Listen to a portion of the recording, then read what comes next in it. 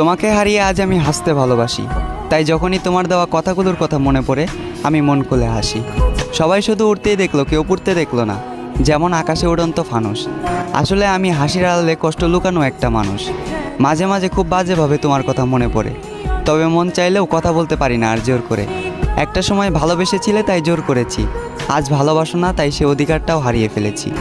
আমি তোমার জন্য মরে গিয়ে ভালোবাসার প্রমাণ দিতে চাই না, বরং মরার আগ পর্যন্ত তোমার জন্য অপেক্ষা করতে চাই। আমি জানি পরিবর্তনশীল মানুষ, তবে আমি একটা অমানুষ। কারণ চোখের সামনে কত মানুষ পরিবর্তন হয়ে গেল, শুধু আমি পরিবর্তন হতে পারলাম না। এবং বিশ্বাস করি এ শরীরের পরিবর্তন হলেও মনের পরিবর্তন কখনোই হবে না। যদি কখনো মনে হয় আমাকে তোমার আবারও প্রয়োজন, তবে নির্দ্বিধায় ফিরে এসো। আমি আবারও গোলাপ দিয়ে করব তোমাকে ফেরানোর আয়োজন।